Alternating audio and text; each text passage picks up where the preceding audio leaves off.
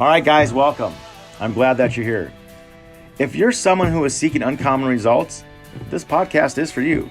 Success, happiness, and wisdom. What do these words mean to you?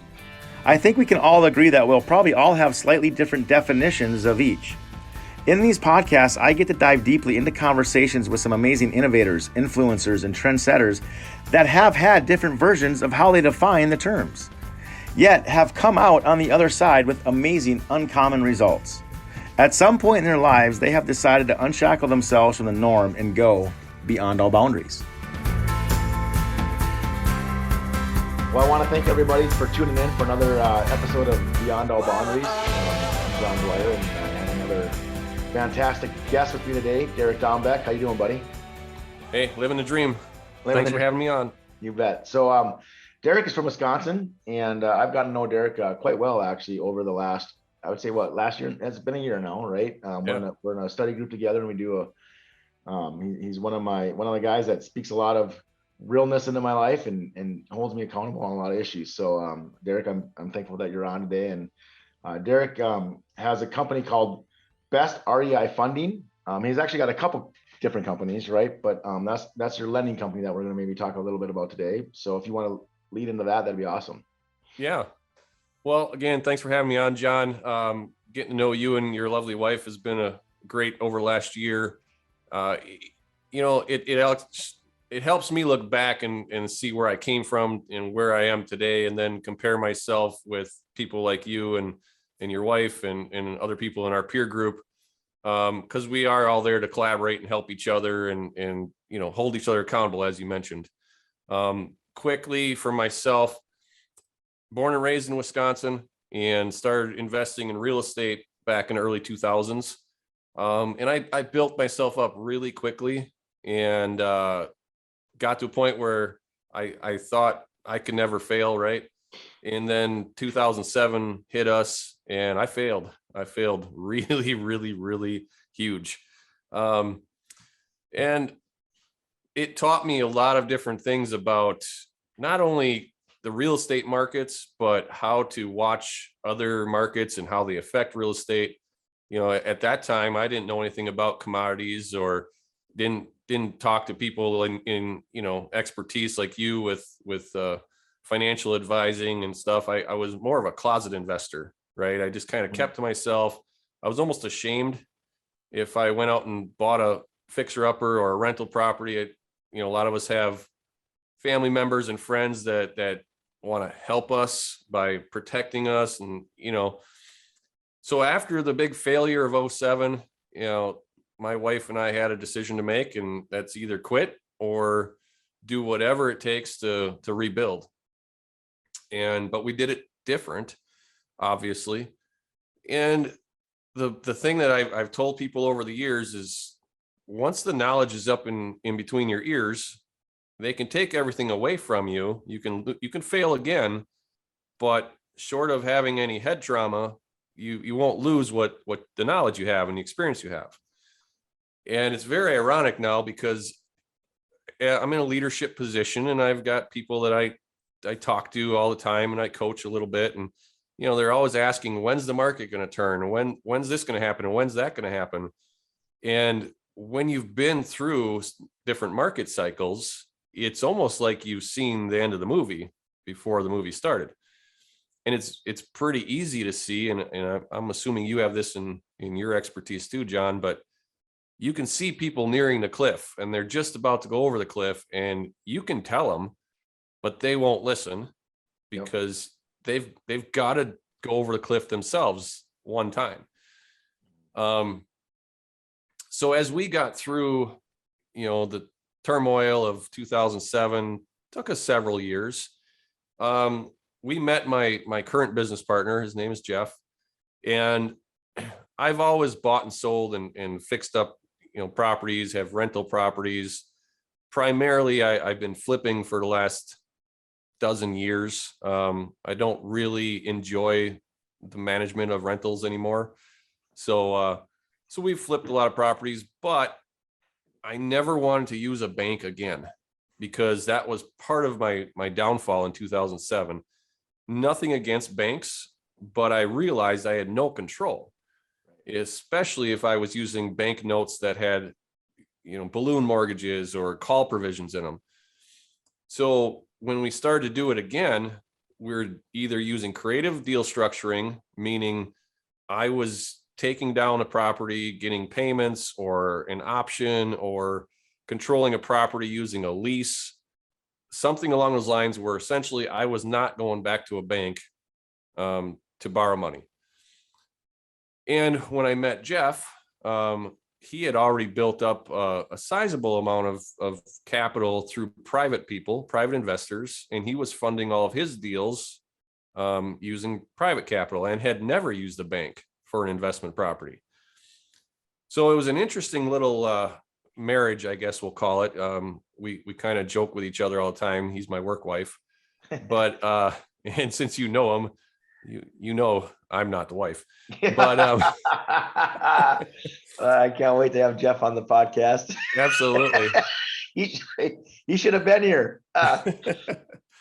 But it was interesting because the first thing that he taught me was, a lender can get paid the same or better cash flow than a landlord without any of the joys of management of being a landlord. Right. The downside is you don't get the appreciation or the principal reduction in the value increase of a property. If you hold a note, eventually it pays off and you have to redeploy that money to get your cash flow to keep coming.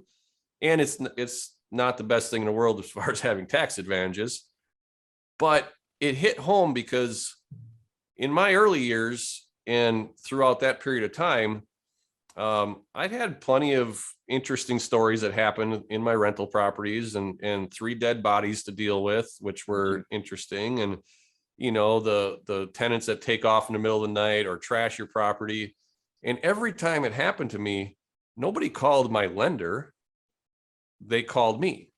Right. And I always made sure my lender got paid. Why? Because I'm the responsible party.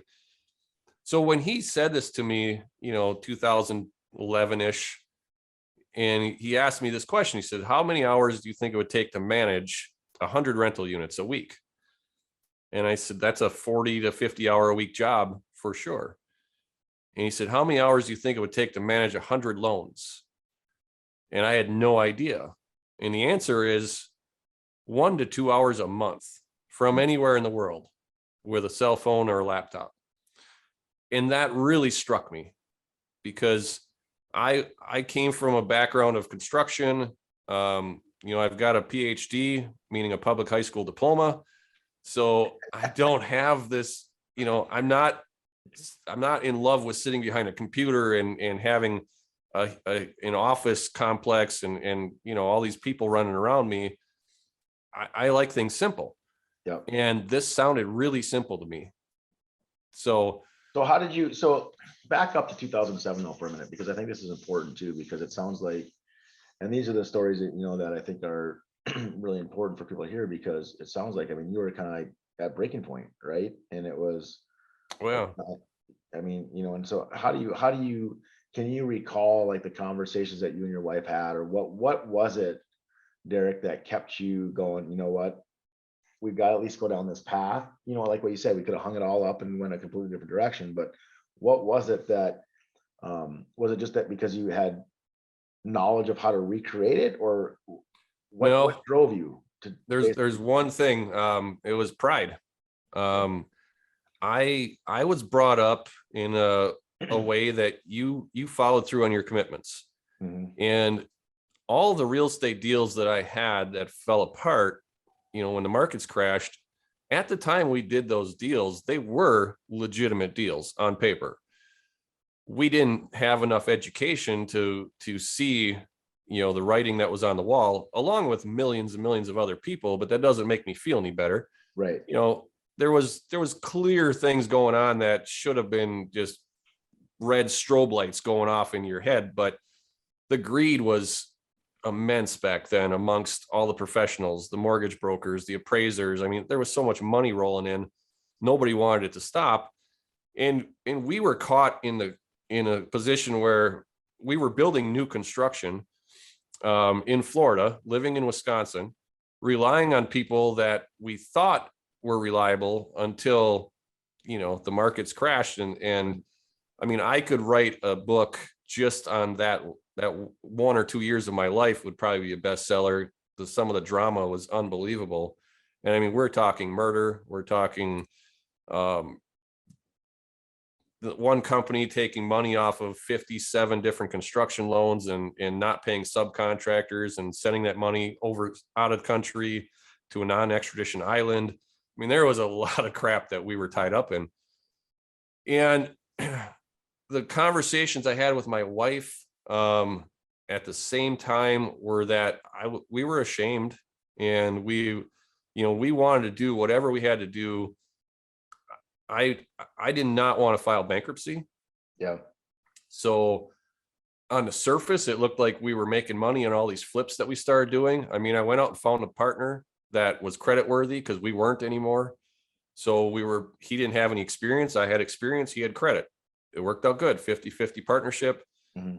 But, we'd be getting chunks of money on these flips, but it was all going to cover. Right. At the same time, my wife and I had some fertility challenges to have kids. Mm-hmm. So we were in the middle of an adoption as the markets came crashing down. We had already accepted a match to our son in China, and I needed to come up with another $35,000. And oh, by the way, there's not a bank in the world that'll touch me. Yeah. So we had to figure that out, and there was no way I wasn't gonna go get my son that we'd already fallen in love with. Right. So my wife and I, much like many couples, when they get into financial trouble, you could start pointing the finger. You could start letting your relationship deteriorate. Yep. And there was times where we thought maybe we should just hang it up and go our separate ways. But at the end of the day, there's, our vows were for better or worse, and we stuck together through the worst part, and that we got through, and I didn't ever look at it as a blessing until maybe 5 or 6 years ago, because I was ashamed. I would never tell this story in the past. Right. Now I tell this story to anybody that wants to hear it, because I know what I know today, and I have what I have today because of what we went through. Right. If we had not gone through that turmoil, we would have never been forced to learn the strategies we know today. And we've been able to help so many families over the years that were in similar situations. And when I can sit across the kitchen table from somebody, John, and look them in the eye as they're in foreclosure or bankruptcy or whatever their situation is, and I can sit there and say, I know how you feel, and this is why I know how you feel.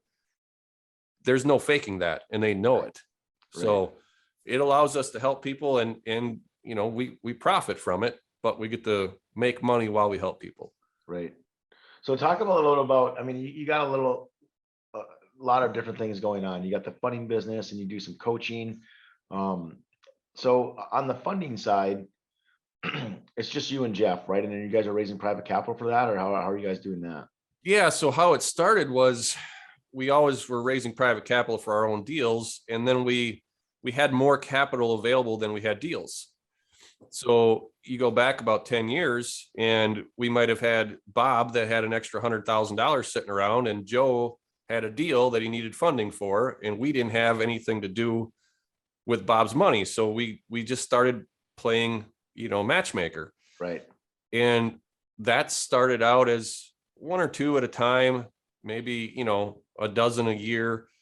And then it slowly grew until about 3 years ago. And then it was to a point where it was taking so much time, and it's profitable, but it was taking so much time. We really had to turn it into its own company, full-time business. Mm-hmm. And at this point, we've got a staff of 5 people. We've got about 17 to 20 loans a month going out the door. And we are 100% private capital. We don't have any institutional money, nor do we want it. Mm-hmm. And I really enjoy working with other people to give them a decent rate of return on their money, especially when I see somebody that, they don't have a large education in business, and they don't maybe have opportunities to get high returns on their money. So, if they're sitting with a couple $100,000 in a bank CD getting less than 1%, and I can give them 9, that's beneficial to them, and it's beneficial to us. How long if you have somebody like that, for the listeners out there or whatnot, how long typically is the hold on the money, or how long does it before it clears out? We usually ask for a 1-year commitment. 1-year commitment. But we're not like a bank CD where we're going to penalize you if you ask for it back earlier. Right. We're doing short-term lending, which is a 6-month loan. And it's on either fix and flip property, or it's short-term to landlords that may have to fix up a rental before they can get their long-term bank financing. Mm-hmm. And it's only in the state of Wisconsin. So we keep everything regional. We keep a good handle on it. And I'll tell you, John, in the 11 years that we've been lending, we've taken 8 properties back out of hundreds and hundreds of loans. Wow. We really take pride in working with our clients, educating them.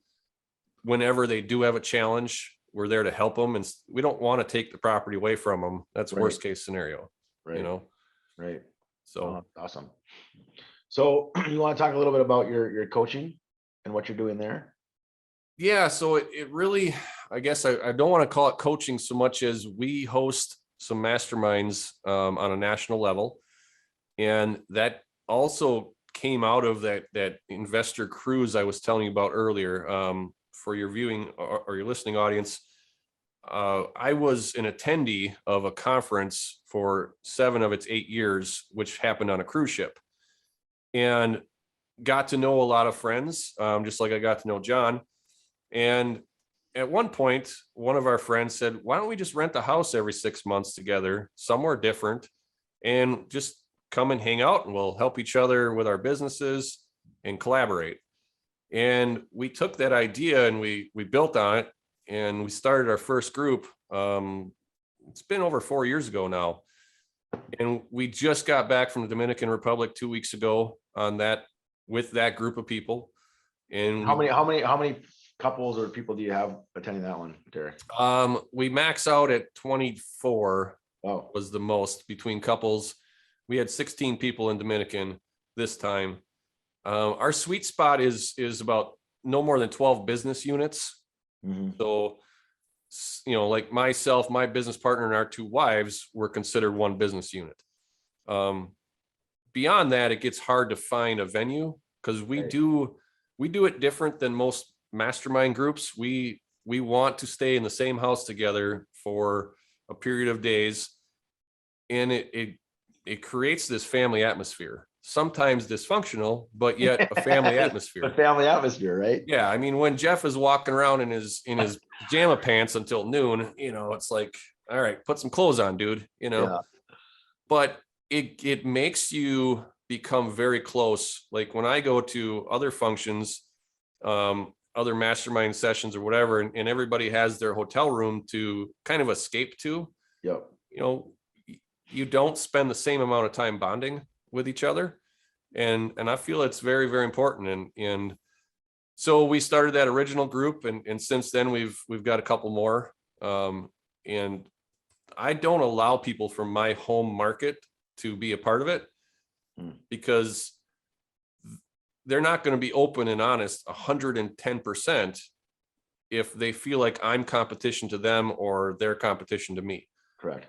So this is really structured to be people from all walks of life in all different parts of the country. And I try to not have people of similar backgrounds in my groups together. I don't want a dozen engineers in a room, because it's going to be a very one-sided conversation. And it's real estate based. Mm-hmm. The majority of the people are real estate investors, but we get into a lot more than just business discussions. And sometimes, people don't realize how much your personal side affects what you do in business. And, if you're having health issues or having marital problems or whatever, it all ties together. So that call is called the circle of trust. And that like I said, we started about 4 years ago, and we have 3 groups now. And so that keeps us hopping around every 6 months. And then the conference I had mentioned to you, John, that we were a part of, well, those gentlemen decided to not run it anymore. They're for their own personal reasons, both health and age, and just, what it takes to put on a conference. So we took it over. It used to be called Captains of the Deal, and it was on a cruise ship. Well, I don't know if you know anything about this little COVID thing that's been going on, but cruise ships aren't really the place you want to be right now. Right. So we've got our conference. It's called the Generations of Wealth Voyage. It's going to be in Orlando, Florida at the end of February, February 21st through the 25th, I believe it is. And it's designed to be the same thing that we had on the cruise. So it's advanced strategies. It's a lot of time for networking with people that have been in the real estate or other businesses, but primarily real estate for years and have experience to build your network. So we have our conferences, which is, there's no sales allowed. This is just pure content from 9 o'clock until 1 o'clock each day. And then the afternoon is you go and network, have a beer, sit by the pool, go to the bar, go to Disney World for a few hours, whatever you want to do. And in the evenings, we get back together again for a more interactive town hall session. So, but So the Derek, big thing if people are interested in that, and again, say the dates again for everybody. February 21st through the 25th. Okay. And then how can people get in contact with you if they're interested in this type of? The website for it is GOWvoyage.com. So that stands for Generations of Wealth Voyage, GOWvoyage.com. Awesome. But the one thing I want to point out about this, John, and this started, I took my oldest daughter on that cruise when she was 12 years old. Actually, the first time she was 11, and then I took her again when she was 12. She was the only child in the room. There was 200 people on the cruise ship. And she started to see that mom and dad aren't the only weird ones, right? Because all of her friends at school, all her parents have jobs, and, she understands what we do in our business, but to go and see other people like us had a very huge impact on her. So we want people to bring their children, primarily 10 and up, at no expense. I mean, no charge as far as attending the conference. And it's not that they're coming there to learn all these advanced strategies, because they're not going to understand what the lectures are about. It's for them to start meeting other kids who have parents that are freaks like us. And so right now, my daughter has friends from Georgia, Colorado, Idaho, and she's 15. If she can build a network like you and I are building in our 30s, yeah, right, or 40s, but if she can build a network as a teenager and in her early 20s, no matter what they want to do in their endeavors, it's so powerful. So that's part of why it's called Generations of Wealth. That's actually a really cool idea. It's really neat. And you told me some of the speakers that are going to be there. You're gonna have a stellar lineup too. Yeah, we've got the best of the best from all over the country. Sean McCloskey, who's a good friend of yours and mine. Other friends. I don't know if I give Sean that much credit, but Well, yeah. he's friends with our wives. Jeez. I think he gets us in trouble. Yeah, what he does. But there's no one better than Sean. Yeah, but so a good friend of mine, Jeff Watson, he's a very well-renowned attorney, is speaking. Donna Bauer is a very, well, they call her the note queen for a reason. So she knows a lot about buying and selling notes. Who else did I tell you? Ron Phillips, Christina Kraus, Bill Cook. There's 11 of us that'll be speaking. And again, it's not to sell and pitch products. This is pure content, So.